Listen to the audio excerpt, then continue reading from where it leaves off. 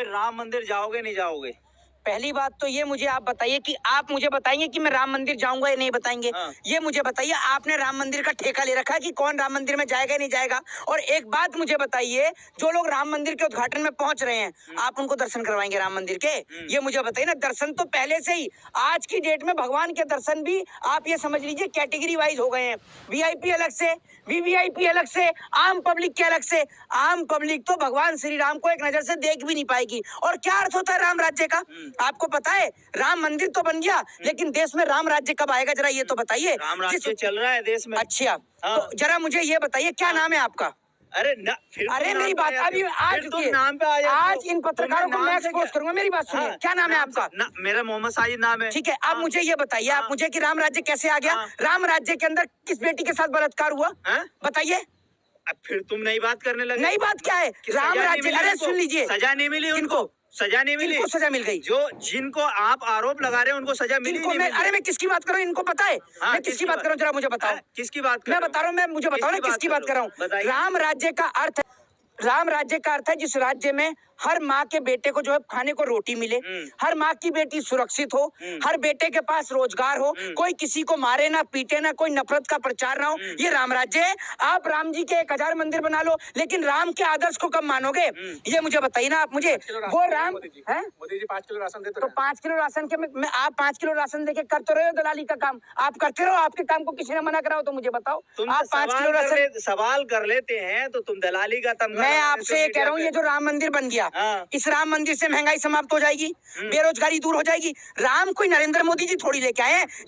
जब मोदी जी का जन्म नहीं हुआ तब से राम है। आप तो ऐसे कर रहे हो जैसे मोदी जी को राम लेकर आए हैं। बताइए ना आप मुझे, राम किसको लेके आए? राम जी को मोदी जी लेके आए हैं। मंदिर बन गया है तो वहाँ पर पर्यटक जाएंगे, वहां से भी तो रोजगार उत्पन्न होगा। अच्छा, मतलब जो कंपनियां बनी बनाई थी उनको तो डुबा दिया, अब मंदिरों से ही जो है पर्यटन आएंगे। मुझे ये तो बता दीजिए मुझे आप, पहली बात कि जो मंदिर के जो लोग बात कर रहे हैं और मंदिर पे इतना हल्ला गुल्ला कर रखा है इन्होंने, ये मुझे बताइए कि राम पहले नहीं थे क्या? मोदी जी लेके आए हैं राम, मोदी जी ने बनवाया मंदिर, मोदी जी के मिस्त्री थे राम मंदिर में। देखी आपने? है फोटो नहीं देखी आपने? कौन सी फोटो? मोदी जी लेके जा रहे हैं, वो हाथ पकड़ के। ये मैं यही तो बता रहा हूँ, ये इस देश के लोग इतने पागल हो गए हैं कि इन्होंने अंधभक्ति का ऐसा चश्मा अपने दिमाग पे चढ़ा लिया कि राम को तो छोटा कर दिया और मोदी को बड़ा कर दिया, और ऐसे दिखा रहे हैं जैसे मोदी जी जो है वो राम जी को लेकर आ रहे हैं। अरे कम से कम कुछ तो शर्म करो। एक राजनीतिक पार्टी के चलते, एक पॉलिटिकल लीडर के चलते आप लोगों ने अपने भगवान की मर्यादा को तार तार कर दिया। कम से कम कुछ तो शर्म अगर आपके अंदर बची है तो उस फोटो को लेकर सरकार से सवाल करो। आपको शर्म नहीं आती कि उधर मध्य प्रदेश के अंदर हनुमान जी को जो है वो मुख्यमंत्री को माला पहना रहे हैं? अरे बेशर्मो, कुछ तो शर्म कर लो। और इन लोगों का क्या है, ये तो अपनी दिहाड़ी मजदूर हैं, ये अपनी दिहाड़ी पे काम करते हैं और आप लोगों के घर तक नफरत पहुंचाने का काम करते हैं। तो इन दिहाड़ी मजदूरों को छोड़िए और अपने दिमाग पर जोर डालकर देखिए कि कैसे किस प्रकार से राम जी को छोटा दिखाया जा रहा है और मोदी जी को बड़ा दिखाया जा रहा है। लेकिन आप तो पागल हैं, आपका तो दिमागी संतुलन बिल्कुल जो है पागल हो चुका है। आप मंदिर मस्जिद में पूरी तरीके से उलझ चुके हो। मोहित शर्मा, अमीश देवगन एक पत्रकार है, वरिष्ठ पत्रकार, उन्होंने कहा कि जो मंदिर जाएगा उसको हॉस्पिटल जाने की जरूरत नहीं है। तो एक काम करो ना, एक बात मुझे बताओ, इसको कोई भी बीमारी हो ना, इसको अस्पताल के लिए, इसके लिए सारे गेट बंद कर दो और इसको मंदिर के बाहर ही बिठा दो। इसको एक ही काम कराओ ना। ये तो इतना ऐसा पत्रकार है, अगर इनके लिए कुछ बोल दो तो डिफॉर्मेशन कर देते हैं। ये अमीश देवगन से कोई पूछे फिर तो सारे अस्पताल बंद कर दो, सारे अस्पताल बंद कर दो ना। और ये न्यूज चैनल भी बंद कर दो। सबसे पहले तो ये न्यूज चैनल पर अंकुश लगाना चाहिए। जो नेशनल मीडिया ना, आप लोगों की नहीं, नेशनल मीडिया की बात कर रहा हूँ। ये जो भाड़े के, जो किराए के जो टट्टू रख रखे हैं ना इन्होंने, इनके ऊपर अंकुश लगना चाहिए। ये भाड़े वाले मजदूर इतने घातक हैं इस देश की स्थिति के लिए कि देश में नफरत इन्होंने इतनी फैला दी कि आज हर चौथा आदमी इस नफरत का शिकार है। पूरा देश राममय हो गया है। देखिए, विपक्षी पार्टी का तो ऐसा है, विपक्षी पार्टी भी अपना मानसिक संतुलन कई हद तक खो चुकी है। आए दिन ऊट पटांग बयान देती रहती है भगवान श्री राम को लेकर। राम इस देश की आस्था का प्रतीक है। देश का प्रत्येक व्यक्ति राम को मानता है, देश का प्रत्येक व्यक्ति, चाहे वो हिंदू हो, मुस्लिम हो, सिख हो, ईसाई हो। लेकिन विपक्ष की पार्टियों का क्या काम है? हम उद्घाटन में नहीं जाएंगे, यहाँ नहीं जाएंगे। अरे आपके जाने या ना जाने से कोई फर्क नहीं पड़ता, उद्घाटन फिर भी होगा। लेकिन ये एक बात मैं आपको बता दूं कि ये जो राम मंदिर का उद्घाटन है, ना तो नरेंद्र मोदी के हाथों से होना चाहिए था और ना किसी राजनेता के हाथों। मंदिर का उद्घाटन होना चाहिए जो हमारे प्रकाश पंडित हैं, जो प्रकाश पुजारी हैं, उनके हाथों से होना चाहिए। नेताओं की क्या जरूरत है? मोदी जी भी हिंदू हृदय सम्राट है। तो हम क्या है? हम नहीं है हिंदू हृदय सम्राट? ये सर्टिफिकेट बनते हैं क्या कहीं से? कौन सी संस्था देती है सर्टिफिकेट? इस देश में अकेले मोदी हिंदू हैं, बाकी कोई और हिंदू ही नहीं है। ये जो इतने साल से मंदिरों में जो पूजा पाठ कर रहे हैं, ये हिंदू नहीं है। मोदी जी का आज के समय में जो मोदी जी का विरोध करे वो हिंदू नहीं है। अच्छा, ये कहाँ से लिखा है? कौन सी किताब में लिखा है? हमारे देश के अंधभक्त बोलते हैं। आपके देश के अंधभक्त जो बोलते हैं उनको जरा ये बताइए कि इतने सारे लोग जो हैं, मोदी से हिंदू धर्म है क्या? हिंदू धर्म पहले नहीं था? जरा मुझे ये बताइए, पहले नहीं था? मंदिर बनवा दिया और क्या चाहिए? तो एक इतना बात भी अधिकार नहीं है कि वो उद्घाटन कर दें। मुझे बताओ, पत्रकारिता करके आए हो या नहीं करी? नहीं, इतना भी अधिकार नहीं है उनके पास कि वो उद्घाटन कर दें। अगर मंदिर का उद्घाटन प्रधानमंत्री करेंगे, हाँ। तो स्कूल का उद्घाटन करने के लिए पुजारी पहुंचेंगे? क्या कर रहे हो? जवाब दो ना। नहीं, आप बता तो रहे हो। अरे मैं तो बता रहा हूँ, मैं तुमसे पूछ भी तो रहा हूँ। बड़े ही बेवकूफ हो तुम तो। स्कूलों का उद्घाटन नहीं करते? कौन? देश के प्रधानमंत्री, चलो, मुख्यमंत्री, बहुत बढ़िया, राजनेता करते नहीं है उद्घाटन। 4 स्कूलों के नाम बताओ जिनका उद्घाटन प्रधानमंत्री ने किया हो। पूरे देश के तमाम लोगों को खुला चैलेंज है, ये पत्रकार बताएगा। अरे चेहरा दिखाओ। यार चेहरा दिख रहा है, मेरा चेहरा। मैं आपका यार हूँ, मैं आपका यार हूँ। क्या हो गया? क्या शब्द है? अच्छा, क्या है ये? मैं आपका यार हूँ। मैं आपका यार हूँ। मोहित शर्मा, मोहित शर्मा, मैं आपका यार हूँ। मैं आपका यार हूँ। अरे मोहित शर्मा, चलिए यार, भाषा है यार नहीं है तो पहले भाषा का कंट्रोल। अच्छा ठीक है, मर्यादा में रहिए। बिल्कुल मर्यादा में, लेकिन हम मर्यादा में। लेकिन आप भी तो मर्यादा से बाहर होते जा रहे हैं। मैंने आपको क्या कह दिया? मैंने आपको क्या कह दिया? आप प्रधानमंत्री को ऐसे आप शब्द बोल रहे हैं। आप प्रधानमंत्री आपका चाचा है? क्यों? देश का प्रधानमंत्री नहीं है? अरे तो देश का प्रधानमंत्री है तो मैं विदेश से आया हूँ, मैं भी तो देश में रहता हूँ। और देश के विरोधी हैं आप। अच्छा, तो देश के प्रधानमंत्री से सवाल नहीं करूं? तुम्हारा चाचा है, पड़ोसी रिश्तेदार है तुम्हारा। भैया अगर इतनी तकलीफ है उसको कुर्सी से उठवा दो, फिर सवाल नहीं करेंगे। प्रधानमंत्री से सवाल किया जाएगा। और आपको तकलीफ है तो कल बरनौल लाके दूंगा, लगा के सवाल करना। ये याद रखना। वोट का अधिकार आपको भी है, उनको भी है। संबित पात्रा कहते हैं मोदी जी जो कहते हैं उनके बाप होंगे, देश के थोड़ी बाप हो जाएंगे। हमारे तो पिताजी घर में बैठे हुए हैं, जो मानते हैं, जो लोग कह रहे हैं उनके बाप होंगे, हमारे थोड़ी हैं। अगर कल को आप ये कह दोगे कि भैया नरेंद्र मोदी जी आपके तो होंगे ही, संबित पात्रा ने कहा है, और वो तो आपका रिश्तेदार है। आपके होंगे। कैसी बात कर रहे हो? आप तो मोदी जी के समर्थक हो। संबित पात्रा ने जो कहा है वो संबित पात्रा जाने। आपने कहा तो दिया। तो आप ये क्यों कह रहे हैं कि आप मोदी जी से सवाल कर रहे हैं? मोदी जी आपका मैंने सवाल करने को मना किया क्या? आपके सवाल आप खुल के करिए। कितने सवाल पूछेंगे? आपके सवाल जाते हैं कि नहीं जाते, ये बताइए। अच्छा, आपने एक बात मुझे बताइए, एक सवाल जिससे इस देश की जनता को फायदा हो, जरा बता दो। एक सवाल जो आपने अब तक पूछा हो, जो इस देश की जनता के हित में हो, जरा मुझे बता दो। कौन सा सवाल आपने किया है? आप अपने आप को पत्रकार कहते हैं, जरा बताइए। तो मंदिर का उद्घाटन अगर कर रहे हैं देश के प्रधानमंत्री, तो आपको इसमें दुख क्यों हो रहा है? मेरे को क्या दुख होगा? मैं ये कह रहा हूं कांग्रेस के लीडरों को न्योता दिया जाता है, वो उसमें उसका विरोध करते हैं। कांग्रेस के लीडर को न्योता मिले या ना मिले, मैंने कोई कांग्रेस पार्टी की फ्रेंचाइजी थोड़ी ले रखी है। आप कांग्रेस बीजेपी लेके आ गए। मैं आपसे एक सीधा सवाल पूछ रहा हूँ कि अगर मंदिर का उद्घाटन प्रधानमंत्री करेंगे तो स्कूल, कॉलेज और अस्पताल का उद्घाटन क्या मंदिर के पुजारी करेंगे? ये तो बता दो। मत करो, जवाब दे दो। नहीं, जवाब आपने मंदिर पे सवाल किया, क्या आपको लगता है कि मंदिर जनता के हित में नहीं है?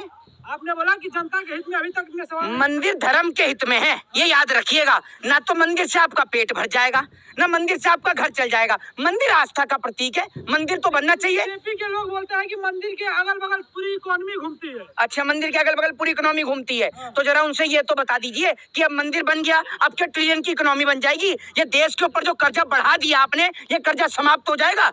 है आपके पास जवाब? ये सब तो अफवाहें फैलाई जाती है। मोदी का डंका पूरी दुनिया में बज रहा है। आप कितने विदेश के दौरे करिए आए?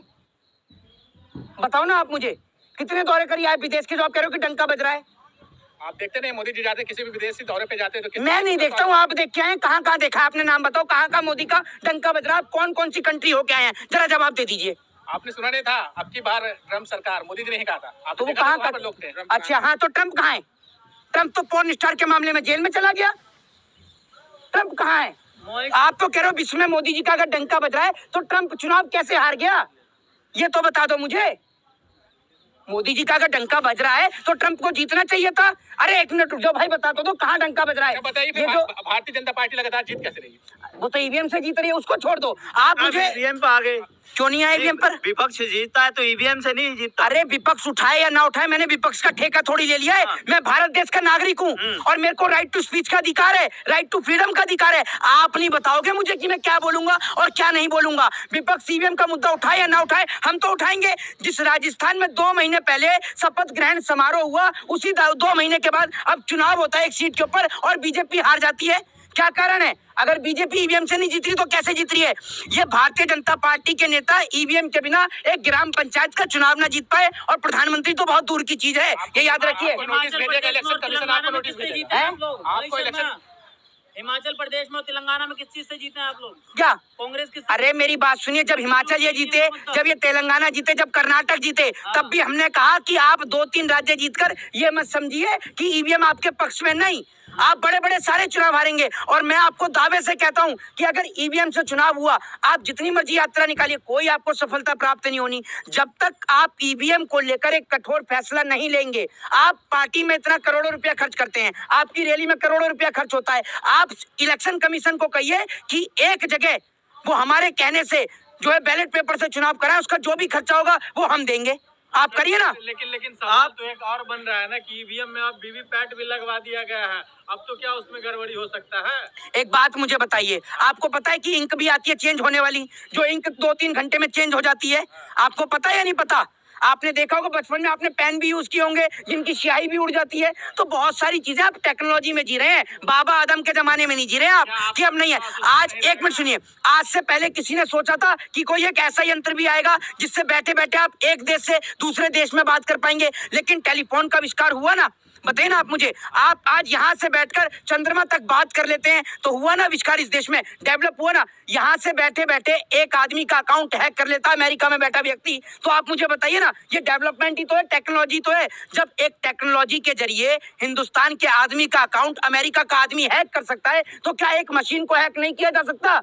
बताइए ना आप मुझे। आपको नोटिस भेजा जाएगा, इलेक्शन कमीशन ने साफ कहा है कि जो भी ईवीएम के ऊपर सवाल खड़ा करेंगे उनको नोटिस भेजा। हाँ, तो मेरे घर का एड्रेस लिख लो, भिजवा दो मेरे को नोटिस। मेरे पे तो पहली नोटिस आए, वो और आ जाएंगे तो मेरे को क्या फर्क पड़ रहा है? मैं तो उसमें खाना पैक करा के खा जाऊंगा, क्या दिक्कत है? मेरे को डर नहीं लगता नोटिस पोटिस से। कल जेल डलवाते हो तो आज डलवा दो, अभी डलवा दो। हैक करके दिखा देंगे आप, हैक करके दिखा देंगे। अरे तो जो लोग मांग रहे हैं ईवीएम को, मैं कहता हूँ हैक हो या ना हो, अगर नरेंद्र मोदी जी की इतनी बड़ी हवा चल रही है तो बैलेट पेपर से करा लो, हम भी हवा में शामिल हो जाएंगे। जंतर मंतर पर सुप्रीम कोर्ट के वकील उतरे, उन्होंने कहा कि हमें ईवीएम दो, लेकिन उनको डिटेन कर लिया गया। अरे भैया, मैं आपको बता रहा हूँ, सब कुछ इनका है, अखबार खबर सब कुछ इनका है, सब अधिकारी ऑफिसर सब इनके हैं, आप ये समझ लीजिए। आप इनके खिलाफ बोल रहे हैं, जेल जाने से बच रहे हैं, बस इसी में बचे रहिए। ये सबको इन्होंने खरीद रखा है। इस देश में जो लोग कहते हैं ना कि लोकतंत्र है, डेमोक्रेसी है, कोई डेमोक्रेसी आज की डेट में नहीं बची, सब डेमोक्रेसी को तबाह कर दिया है।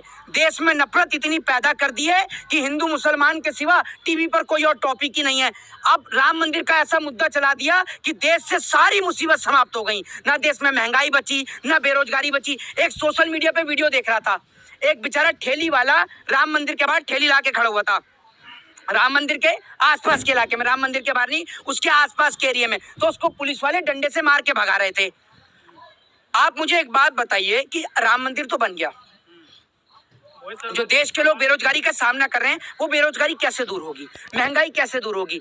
आप लोगों को ये नहीं समझा रहे कि देश की एक बड़ी आबादी जिस पे राज है इस देश के हिंदुओं का, जो आप कहते हैं ना कि भैया जिस देश के अंदर मुसलमानों को टाइट किया जा रहा है, सरकार मुसलमानों को नहीं हिंदुओं को टाइट करने का काम कर रही है। अगर पेट्रोल का दाम बढ़ रहा है तो सबसे ज्यादा असर हिंदुओं के कंधे पे पड़ रहा है, बेरोजगारी हो रही है तो सबसे ज्यादा असर हिंदुओं के कंधे पे पड़ रहा है, क्योंकि भारत देश में हिंदुओं की तो आबादी ज्यादा है। तो अगर महंगाई बढ़ेगी तो सामना सबसे ज्यादा हिंदुओं को करना पड़ेगा, बेरोजगारी बढ़ेगी तो सामना हिंदुओं को करना पड़ेगा, तो सबसे ज्यादा तकलीफ का सामना तो हिंदू लोग ही कर रहे हैं, और पागल भी उन्हीं को बनाया जा रहा है। एक सवाल ले लीजिए, आप जिस तरह से या तमाम लोग ईवीएम को विरोध कर रहे हैं, लेकिन राहुल गांधी के ट्विटर हैंडल से आता है जो हमें जनता के द्वारा जो मत दिया गया हमें उस पर पूर्ण विश्वास है। अरे भैया, मैंने किसी का कोई क्या लिखता है, सब देश में स्वतंत्र नागरिक हैं। अब आप किराए का काम कर रहे हैं मोदी सरकार का, आपको किसी ने मना किया? आप भी तो मोदी सरकार के किराएदार हैं ना, आपको भी कोई मना नहीं कर रहा, आप भी भाड़े पर सरकार की गुलामी कर रहे हैं, तो करते रहिए। लेकिन राहुल गांधी हो या और तमाम लीडर हो विपक्ष के, वो सवाल उठाएं या ना उठाएं, मैं भारत देश का एक नागरिक होने के नाते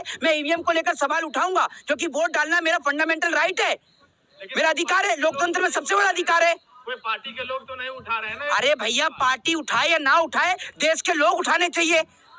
पार्टी से देश थोड़ी है, जब देश है तो पार्टियां बनेंगी, देश के लोगों से पार्टियों का निर्माण होता है। आप ईवीएम में गड़बड़ी बता रहे हैं, पहले भी बैलेट पेपर लूटे गए हैं, बैलेट पेपर भी लूट लिए जाते हैं। अरे अभी तो ईवीएम मशीन भी गायब हो रही है, उसको नहीं देख रहे आप? हैं हूँ क्या कर रहे हो आप? नहीं तो बैलेट पेपर भी लूटे गए हैं, ईवीएम भी गायब हो रहा है, फिर कोई ऑप्शन है? बैलेट पेपर कब लूटते थे? कब लूटते थे? आज पेटियां लूट ली जाती थी। मैं वही बता रहा हूँ आपको, उस वक्त पे लूटते थे। आज आप ये देखिए, आज पुलिस है, प्रशासन है, शासन है, हमारे पास में सीआरपीएफ है, सीआईएसएफ है, इंडियन आर्मी है, तमाम पुलिस फोर्स है। अब थोड़ी हो जाता है वो काम। पहले तो दिन दिहाड़े गोली भी मार दी जाती थी, अब थोड़ी होती है। हर चीज का एक समय होता है। अब आप कराइए, आज के डेट में तो कोई होता ही नहीं है। लेकिन टेक्नोलॉजी इतनी बढ़ गई है और हम जो है पिछले पुराने जमाने में चले जाए। अगर टेक्नोलॉजी बढ़ गई है तो जो सबसे बड़े जो और भी जो तमाम देश हैं, वहां पर टेक्नोलॉजी का फायदा क्यों नहीं हो रहा? वहां पर ईवीएम से चुनाव क्यों नहीं हो रहे? जिस देश ने ईवीएम को बनाया वो क्यों नहीं ईवीएम से चुनाव कराता? भारत में बहुत ज्यादा आबादी वाला देश है ना, यहाँ चुनाव कर अच्छा, हाँ, बहुत ज्यादा आबादी वाला देश है। हाँ। है तो ये आबादी कौन बढ़ा रहा है? तो यहाँ चुनाव करवाना महीनों नहीं, मुझे ये लग जाएगा। महीनों बीत जाएंगे।